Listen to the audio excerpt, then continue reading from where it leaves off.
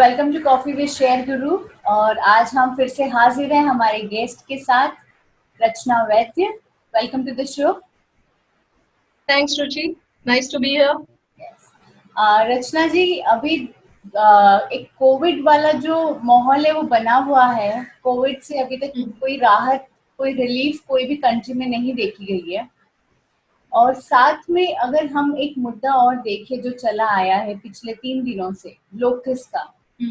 और ये जो लोकस है, ये बताया गया है कि इस बार बहुत ही फैला हुआ है और 26 सालों में ये फिर से हुआ है।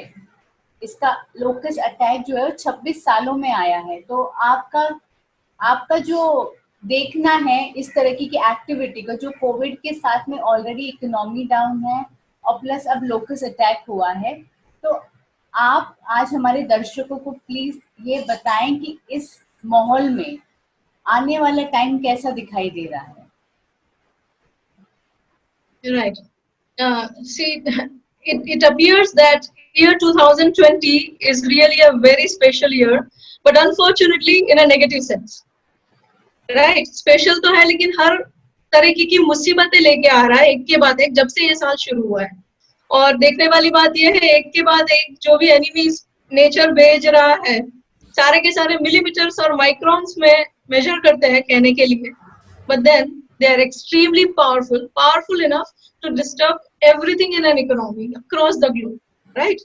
So one such thing that has recently happened, as you rightly pointed it out, is the locust attack in India, right? India में locust attack पिछले कुछ दिनों से मीडिया में काफी रिपोर्ट की जा रही है, and it is being highlighted everywhere, and so suddenly it has come in the notice of everyone. लेकिन समझने वाली बात यह है कि locust attack पिछले 2-3 महीनों से already in place in our country, right? The problem was there in the month of April also, and it is there even now. अब सबसे पहले समझने वाली बात ये locust है क्या और वो करता क्या है, right? Basically it is an insect which belongs to the family of grasshoppers, right? और ये आता है जब भी फार्म्स वगैरह में और कहीं पे भी, तो वो जहां पे भी ग्रीन वेजिटेशन जितना भी देखता है, ग्रीनर पैस्चर जितना भी देखता है, उसको कंज्यूम करता है। What does it do? Basically it eats, harm नहीं करता कुछ और। It does not attack humans, it does not attack even animals. पर वो करता क्या है? वो खाता है। कितना खाता है? रोज का 2 ग्राम खाता है। उसका अपना वजन कितना होता है? करीब करीब 2 ग्राम्स अगेन। तो अपने वेट के हिसाब से जितना उसका अपना वेट है उतना वो रोज खाता है। Can you imagine that? अब ये कहने के लिए बहुत छोटी बात लगती है, लेकिन प्रॉब्लम क्या है? किसी के खाने से प्रॉब्लम क्या है? प्रॉब्लम ये है कि ये जो पर्टिकुलर इंसेक्ट है ये मल्टीप्लाई बहुत रैपिडली करता है, unthinkably fast it multiplies itself, and there is unprecedented amount of growth and breeding that happens, especially अगर ऐसा सीजन चल रहा हो जहाँ पे ह्यूमिडिटी ज्यादा हो, जहाँ पे you would have had prolonged season of rains, जैसे लास्ट ईयर भी था। फिर इस बार ही अगर बात करें इस साल की, तो प्री मॉनसून शावर्स पूरे इंडिया में, नॉर्थ इंडिया, वेस्ट इंडिया, हर जगह पे, even central India, Madhya Pradesh, बहुत आए हैं प्री मॉनसून शावर्स। तो उसकी वजह से जो ग्रीनर पैस्चर्स चारों ओर अवेलेबल होते हैं, सच आर द कंडीशंस जहाँ पे ये लोग ब्रीड बहुत तेजी से करते हैं। They multiply 400 times then their normal breeding speed. As a result एक छोटा सा स्पेस अगर लेंगे ना, 1 स्क्वायर किलोमीटर ऑफ स्पेस, तो उसमें the number of locust that can be found can be as high as 18 million. Can you believe that? अब जब इतनी संख्या में कोई इंसेक्ट अगर अटैक करता है, तो नेचुरली उसका प्राइस जो होता है, उसका जो कीमत चुकाना पड़ता है, वो बहुत बड़ा होता है। 1 स्क्वायर किलोमीटर में मैंने जितने लोकस्ट का बताया आपको, उतने लोकस्ट एक दिन में उतना खाना कंज्यूम कर सकते हैं जितना 35,000 लोग खाना खा सकते हैं। 35,000 पीपल इतना खाना वो लोग कंज्यूम कर सकते हैं। राइट नाउ जैसे इकोनॉमी में हमने पढ़ा है कि needs and wants are unlimited, लेकिन रिसोर्सेज आर लिमिटेड, राइट? तो वो जो खाना फार्मर्स ने बनाया है, उगाया है अपनी मेहनत से, वो ह्यूमंस को सेल करने के लिए बनाया है, उसमें से उनकी अपनी रोजी रोटी चलती है, राइट? तो ये कंजम्पशन अगर किसी और स्पीशीज से इतना ज्यादा हो जाएगा, तो there can be shortage of food that we humans may face, and that is where the entire issue comes from. So they can consume huge amount of food, और दूसरी बात ये है कि they can travel very fast, they can cover a distance of more than 100 kilometers in a day. तो उनके एक जगह से हटाएंगे, वो दूसरी जगह अटैक करेंगे, जैसे अभी एमपी, छत्तीसगढ़, ये UP, Delhi, even Maharashtra, Gujarat, Rajasthan, the worst affected state, right? हर जगह वो ट्रैवल कर चुके, वो एक कंट्री से दूसरे कंट्री भी ट्रैवल करने में टाइम नहीं लगाते। हमारा इस साल का एनीमी कभी चाइना से आता है, कभी पाकिस्तान होके आ रहा है, कहीं से भी आए, चाहे माइक्रोन्स में मेजर करे चाहे मिलीमीटर में, लेकिन बड़ी तकलीफ लेके आ रहा है।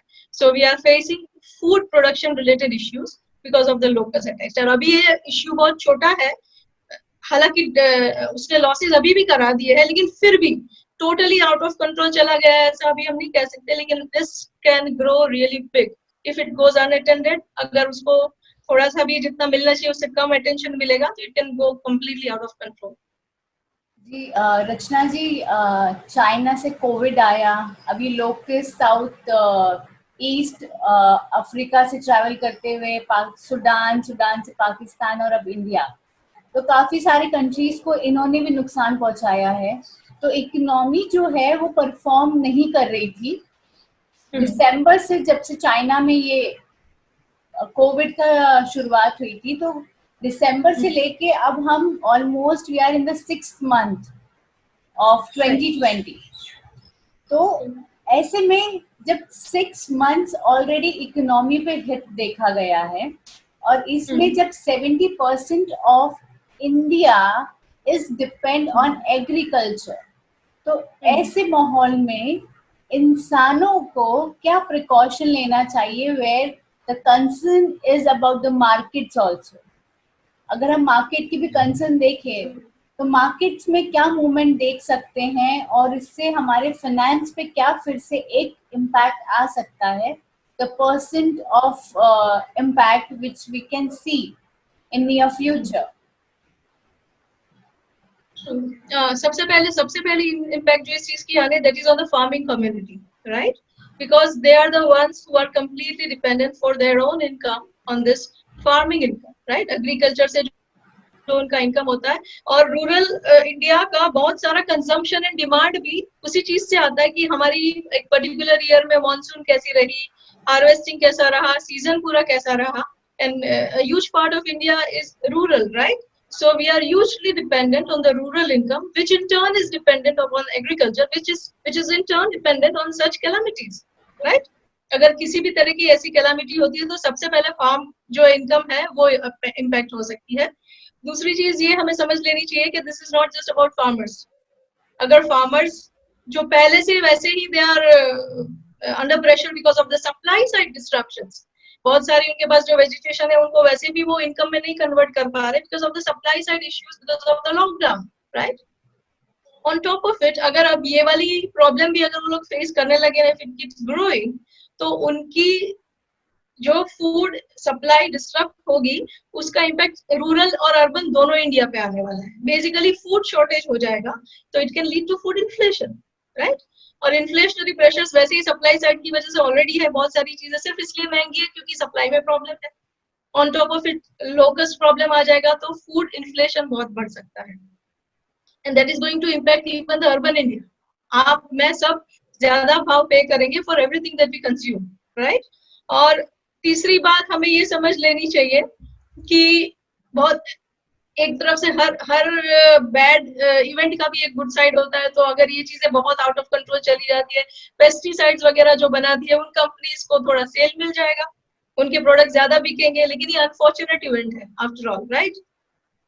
तो होता ये है कि दूसरी साइड ऐसी भी कंपनीज है स्टॉक मार्केट में, इकोनॉमी में, जो फूड ग्रेन्स को अपने इनपुट के तौर पे यूज करती है, जैसे कि एफएमसीजी कंपनीज, जिन्होंने आटा बनाना है, जिन्होंने फूड आइटम्स बनाना है, उनके लिए ये फार्म प्रोडक्ट्स जो है दे आर देयर इनपुट्स, तो उनके लिए इनपुट की कॉस्ट बढ़ने वाली है, राइट?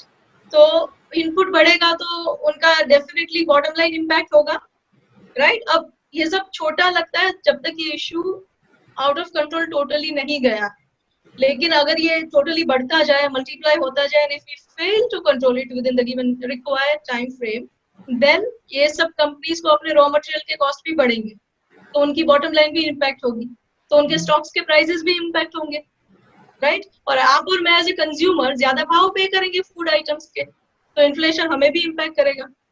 पाकिस्तान जैसी छोटी इकोनॉमी में भी if say 20% of their economy is dependent upon agriculture, so locust attack, they have already declared a calamity out of it few months back, yeah, and उनकी खुद की इकोनॉमी 1 to 2% of GDP तक impact हो सकती है. Can you imagine? It's a very huge number. Imagine the same thing, even 0.5% or 1% happening to our economy when we are already reeling under so much of pressure. This is a double whammy, right? So पूरी GDP पे इसका असर हो सकता है if it spirals totally out of control, and खाली rural नहीं, everybody would be impacted. अच्छा रचना, जैसे आप बता रही हैं कि एफएमसीजी प्रोडक्ट्स हिट हो सकते हैं, जो कि एक अहम सेक्टर हमेशा से बना हुआ है स्टॉक मार्केट में. जब भी हम देखते हैं एफएमसीजी एक ऐसा सेक्टर माना गया है कि हमेशा स्ट्रांग रहा है, चाहे इकोनॉमी में कुछ हलचल आए या जीडीपी ग्रोथ में या इन्फ्लेशन नंबर्स आए या रेपो रेट आए, पर एक एफएमसीजी ऐसा सेक्टर माना गया था कि जिसमें डाउनफॉल आता है पर ड्रास्टिक डाउनफॉल नहीं देखा जाता. और जब से लोकस अटैक हुआ है, तो ये लोकस अटैक में हो सकता है कि हमारी जो एफएमसीजी सेक्टर जो बहुत स्ट्रांग हमेशा रही है, क्योंकि ये कंज्यूमर कंज्यूम करते हैं इनके प्रोडक्ट्स, तो ये हमेशा हमारे लिए फेवरेबल रहा है. तो हो सकता है कि ये आने वाले टाइम में कि यहाँ पर एक हिट देखा जाए इस पर्टिकुलर सेक्टर में. फिलहाल तो ऐसा अभी तक स्टेज नहीं आया है, but as I told you, if it spirals totally out of control in coming times, तो दैट कैन हैपन. फिर तो पूरी इकोनॉमी को इम्पैक्ट करेगा, खाली एफएमसीजी को क्यों? और नॉर्मल टाइम से एफएमसीजी क्यों फेवरेट रहता है? एक तो सेफर कंपनीज मानी जाती है, वैसे हाई बीटा कंपनीज जो होती है रिस्की मानी जाती है. FMCG comes in lower side of beta, it is comparatively safer. Inventory के प्रोडक्ट्स इतना जल्दी इम्पैक्ट नहीं होते इकोनॉमी के डाउनफॉल से, क्योंकि बहुत सारी आइटम्स बहुत बेसिक आइटम्स में आती है जिसपे लोग कट आखिर में मारते हैं. डिस्क्रिशनरी प्रोडक्ट्स जो हाई एंड प्रोडक्ट्स होते हैं उनमें ज्यादा पहले कट आता है, इसमें बाद में आता है. So that is the reason कि usually favorite रहते हैं जो लोग, खास करके जो लोग safer portfolios build करना चाहते हैं, and stocks like HUL and all have been doing superbly. So that is also one of the reason they are favorites among investors and even traders. पर इसमें भी impact आता है, और हाँ, हमें finally तो इन सब चीजों से लड़ना पड़ेगा, इनसे निकलना पड़ेगा, वरना impact से कोई नहीं बचने वाला. So, आपकी क्या एडवाइस है अभी फिलहाल के लिए, जो स्टॉक मार्केट में निवेश कर रहे हैं या ट्रेड कर रहे हैं, तो आप उन्हें एक स्पेशल एडवाइस क्या देना चाहेंगे कि किस तरीके से मार्केट में निवेश करना चाहिए, with all what precautions they have to be there? जैसे हम कोविड के लिए प्रिकॉशन ले रहे हैं, अब लोकस के लिए भी प्रिकॉशंस लेनी है, तो मार्केट के लिए क्या प्रिकॉशंस लिया जाए? मार्केट के लिए प्रिकॉशंस लेने के मामले में it would be different for trading community and the investing community, right? अगर जैसे मैंने लॉन्ग टर्म का बताया, इन्वेस्टिंग वाले जो लोग हैं उनके लिए तो फिलहाल कोई ऐसा डेंजर नहीं लग रहा, क्योंकि ऐसा नहीं लग रहा अभी तक कि ये प्रॉब्लम टोटली मतलब कंट्रोल कर ही नहीं पाएंगे और बहुत बड़ी जीडीपी पे इम्पैक्ट लेके आएगी, ऐसा अभी तक नहीं हुआ है. सो लॉन्ग टर्म वालों को इन सब चीजों के, as I told you, it can spiral out of control in no time if it goes unattended और लेस अटेंडेड. तो अगर जो लोग छोटे टर्म के लिए प्ले करते हैं, अगर उनकी बात करी जाए, तो अगर ये चीज आगे जाके डेवलप होती है ऑन द नेगेटिव साइड, तो दैट टाइम एफएमसीजी नेम्स जो ऑलरेडी वैसे भी हाई लेवल पे है, उनको नेगेटिव इंपैक्ट नियर टर्म में इमीडिएटली आ सकती है. स्पेशली अगर मीडिया में ये चीज ज्यादा हाईलाइट पे रही, तो मीडिया को इमीडिएटली इन चीजों का प्रिकॉशन रख के अपनी शॉर्ट टर्म पोजीशंस बिल्ड या एग्जिट करनी पड़ेगी. जी, Rachna ji, thank you so much for joining us for this special discussion over the locust, क्योंकि बहुत से लोग इसके बारे में नहीं जानते थे. तो I would like to thank you, and audience बहुत अच्छे से समझ चुकी होगी कि लोकस क्या है और कितना इम्पैक्ट हुआ है. अब तक कोई ऐसी वरी वाली बातें बहुत ज्यादा दिखाई नहीं दे रही है. वरीज है पर एक्सट्रीम लेवल पर कुछ हुआ नहीं अभी तक. तो बने रहिए हमारे साथ. और रचना जी, आप कुछ थैंक्स नोट्स देना चाहेंगे?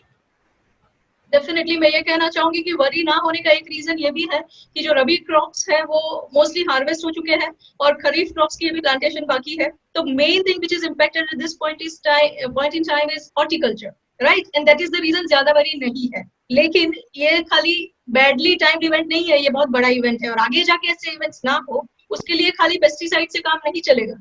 Basically, you, me, everybody is responsible in the world for such events taking place more often than not every year, right? Basic reason इन चीजों का global warming है, climate change है. We have been playing with nature left, right and center. We have messed up everything in nature. बहुत सारे species को हम सिर्फ इसलिए नहीं रहने देना चाहते क्योंकि हमको वो नहीं चाहिए अपने आसपास. हर एक species का अपना एक रोल होता है यूनिवर्स में, for example.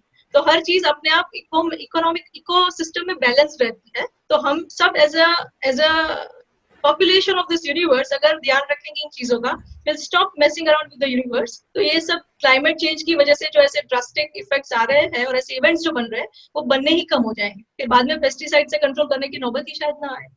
So the longer term answer is the climate control and response to global warming, जिनकी वजह से ये सब होता है. So we all should take precautions on those lines.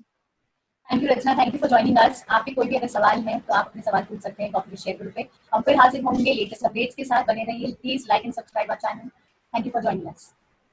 Thank you, नमस्कार।